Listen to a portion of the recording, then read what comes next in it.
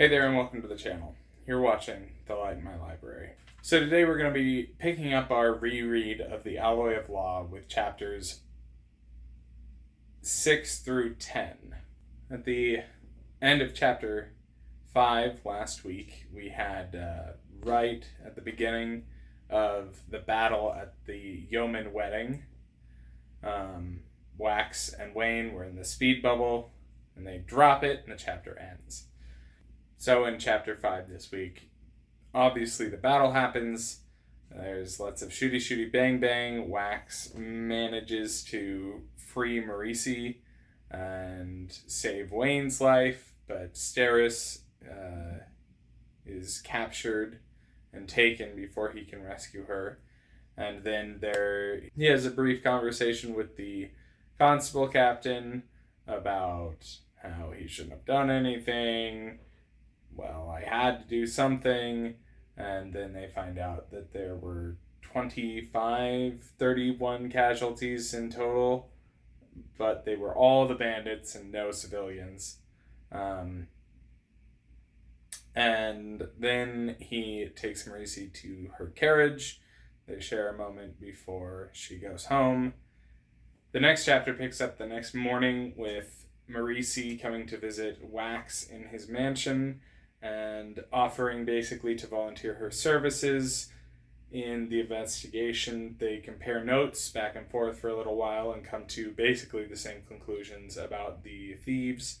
And then they end the chapter by saying that Wax has already sent out Wayne to go gather more information.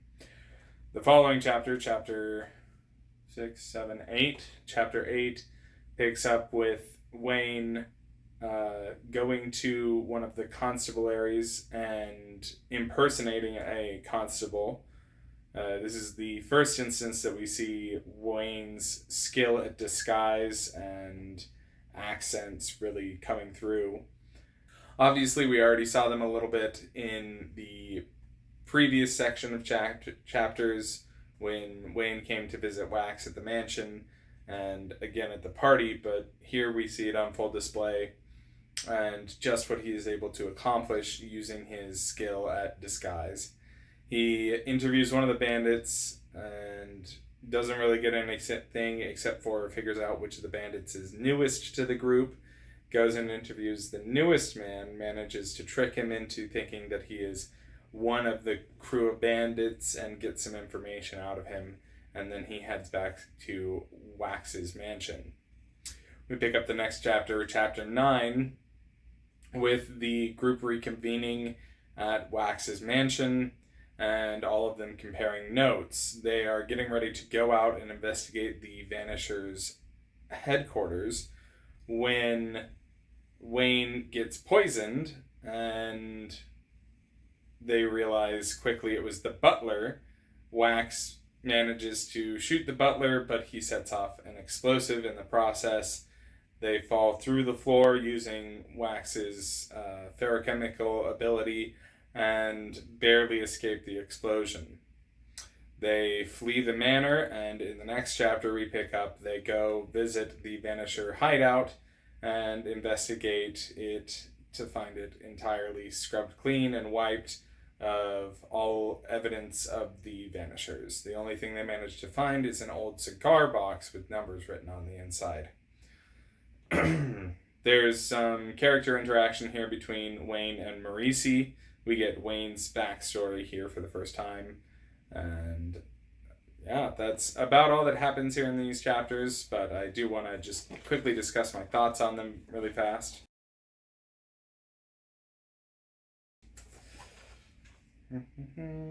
The start of the fight in chapter 6 is very visually striking. It's always been one of my favorite images from the series as Wax increases his weight and then pushes out around him in this bubble and just flings all the tables and bystanders away. I also really like the image of Wayne running up and grabbing onto one of the tables as it flies off and just imagining him skating through the ballroom. I have always really liked that visual.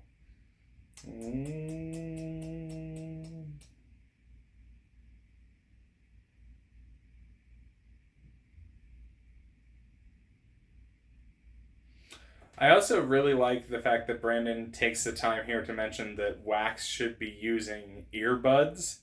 I don't think he ever mentions it again throughout the rest of the series, but I do like that attention to detail. It's not something that you often see in fantasy or science fiction where guns are used. People tend not to think about the noise that a gun makes because they aren't that loud in movies, but they are very loud, and you really should be using earbuds even in a firefight. You can definitely hear what's going on through the earbuds, but you're going to have a much harder time hearing if you are not wearing those earbuds because of the damage that it's going to be causing your ears. I don't think he mentions earbuds again at all throughout the rest of this series, but I like that he takes the time to mention it here. I also like the quick character moment here between Wax and Wayne where Wayne makes some offhanded comment about Wax going to get his girl, which of the two he likes better, and Wax just, I'm done with this conversation, and he moves on. I think it does a really good job of showing the difference between the two of them and their interplay as a kind of couple, friendship couple. Also, here between Wax and Wayne, we get a conversation where Wayne is trying to brag to Wax about how many of the bandits he took out, and Wax says, "This is not a competition, and if it is, I'm winning." It's a very Legolas and Gimli sort of interaction that I really like. Also, as we continue through these chapters, we'll start to see more and more that Brandon really starts to lean into the metal-related allegories or figures of speech here in this book and continuing through Era 2 than he did in Era 1. And I really enjoy that. It's in a similar vein to what he's done as he's progressed throughout the Stormlight Archive, where he's leaned more and more into the differences in the idioms between our world and Stormlight Archive. Same thing here, where like in Stormlight Archive, people don't say dozens and dozens, or there were dozens of them. They say tens and tens, or there were tens of them. And we start to see that same more. He's always done like the made up swear words, but he's leaning more into the fact that they would have different idioms here, and he continues to do more of that throughout the rest of his writing from this point forward, and I really enjoy that. I think that it's a strong piece of voice from Brandon Sanderson, that he makes the idiom so distinctive, really helps to set his writing apart from a lot of other people's. Moving on to the next chapter, chapter 6, I like that Spook made a law that every tree has to be fruit-bearing, even if it's decorative. It does a lot. It's one of those things, it's could be read as lip service to the first series, but I think is more than that, because there were those scenes in like Mistborn 1 where Kelsier is looking in at the decorative garden and thinking about how much of a waste it is and how much work it takes to maintain and yada yada yada. And so I think that it really does a lot to pay off the worldview that the Ska had in Mistborn Era 1, to have a remnant like that in the law where the trees have to be fruit-bearing. You cannot have wasted resources. Also, again, we're not going to see much of how awesome Steris is in this book. That comes into play more in the next book and even more in the book after that. But there's a quick comment that Wax thinks here about how, well, Steris isn't going to care because she didn't put it into the contract, and he's bitter about it, whatever. And I just like the way that even when she's not in the scene, her personality is so strong, her character is so strong, that she still has an influence over the story, however minor it may be. And we're going to see a lot more of her later, and seriously, one of my favorite characters. I do find that I have a lot less notes about these more plot-driven or set-up chapters. I don't know if that's because I have less to say, or because Brandon is just so tight when he's focusing on the plot, especially here in this book. that there's not really room for much else observation-wise. I'm not sure. Although I do want to say that it is rather appropriate to the time setting of this second of Era 2 that Brandon Sanderson decided to go for villain using eugenics. It's very appropriate to when eugenics became a very hot button, like, cutting edge of science in our own world. It's again reflective, just like the skyscraper subplot in the first 5 chapters that I talked about. In the next chapter, chapter 7, I'm losing count here. Wayne is very well characterized, as I mentioned before. This chapter is from his POV, and he's comes out very strong and very unique. I think that he is probably my favorite of this kind of character archetype that Brandon has ever done. It's the same. I would compare the Lopin from Stormlit Archive and Lightsong from Warbreaker, and even maybe Galadin, though a little bit less, and Ham from Elantris and Mistborn Era 1. It's a character that Brandon seems almost compelled to put into his narratives. The kind of wisecracker, off the beaten trail, whatever. But I think that Wayne is my favorite of all of those characters from Brandon Sanderson's worlds.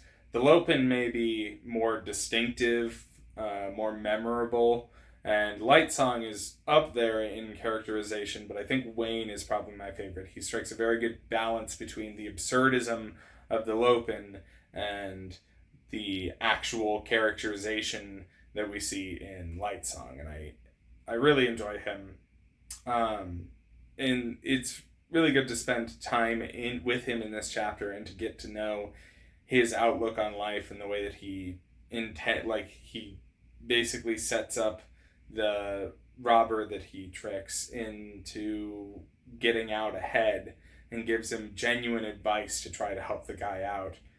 Personally, I'll always wonder, for those who don't know, the original short story behind Mistborn Era 2 was all of it, the entire setting and everything, was a short story about Wayne. And I'll always really wonder, because it, according to Brandon, didn't work. It didn't flow properly without Wayne to have somebody to bounce off of, which I believe it's same reason the Pirates of the Caribbean movies took a downhill turn once Jack Sparrow was the main character.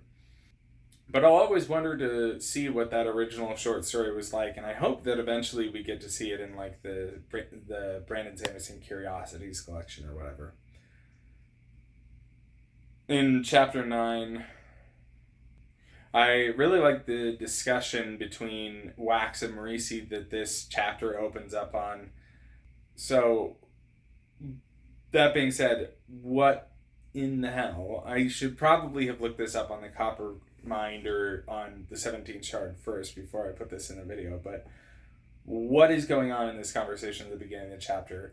Wax makes mention of there being 2 metals that they don't know about, but they know that they don't know about.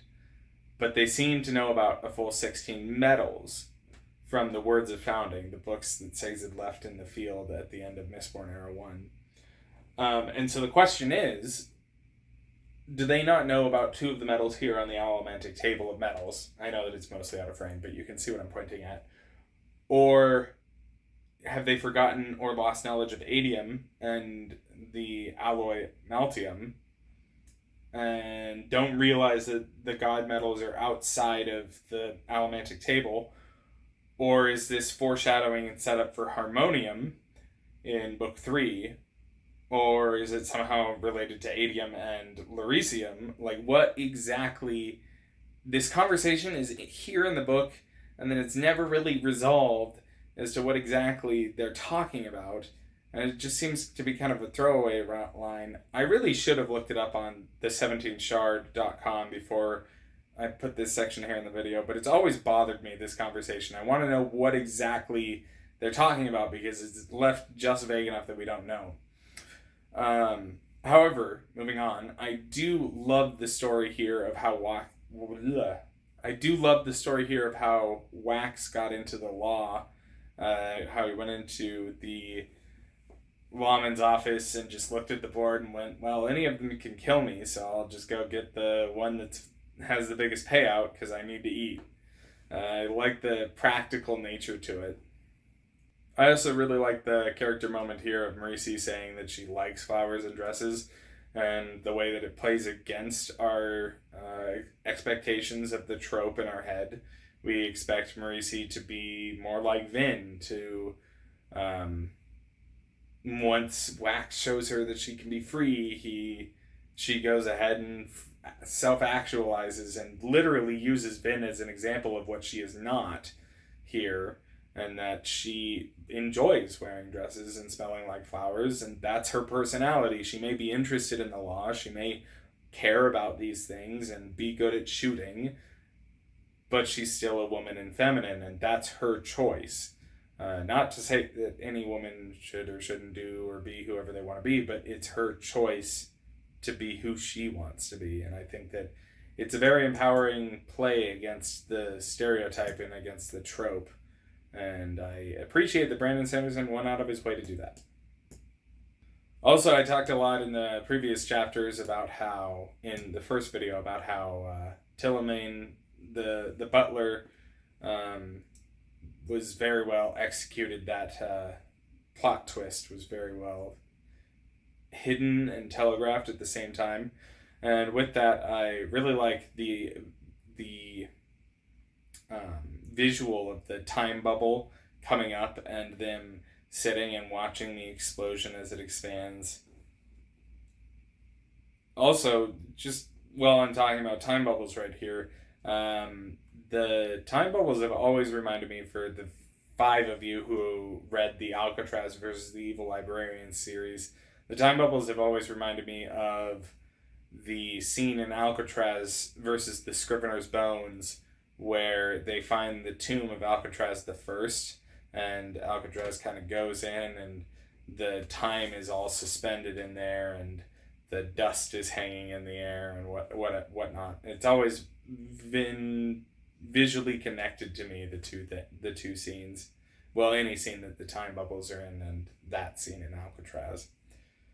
Also, I did want to point out, because I mentioned it in the first video, that there is a mention of Miss Grimes here, but I don't think she's going to be mentioned again at all after this point. The mention is just that Wax finds her after the explosion. Also, just with this chapter, Marisi in general is really coming into her own as a character. She will develop much, much more as the story goes on, but this is where we see the first inklings of her being not the stereotype or the trope that Brandon had been kind of setting up, of the older male mentor showing her how to live her life or whatever, and showing her the path to, again, to quote the chapter, self-actualize. And we see Brandon playing more against that trope than into it in this series. Also, I really have always enjoyed the scene here, and I enjoy even more in the next book when they spend more time, but the Field of Rebirth is one of my favorite things that stayed as kind of a sacred place for the citizens of Elendel after the Catacendre, and that it's stayed there as a park with natural hot springs to keep it warm year round, and the statues of the final emperor and the ascendant warrior, which are 2 of the most badass names ever. They're in the Field of Rebirth with their tombs below. I also wonder if Brandon Sanderson went for the kind of spoked wheel city design here as a reference to Wheel Time, or just because he didn't want to do a plain, boring grid city, but he wanted to do something that was clearly organized and well planned out and thought out. I wonder which one of the 2 of those was the more important factoring when planning the layout of Elendel. Also here we see another good character moment with Marisi, where she thinks about Lord Harms and not her father. I did forget to mention that in the previous chapter, the reveal is made that Marisi is the bastard daughter of Lord Harms. So from her perspective here, it's interesting to see that she thinks of him as Lord Harms and not as dad or father or anything like that. Shows that kind of emotional distance that she has to her father.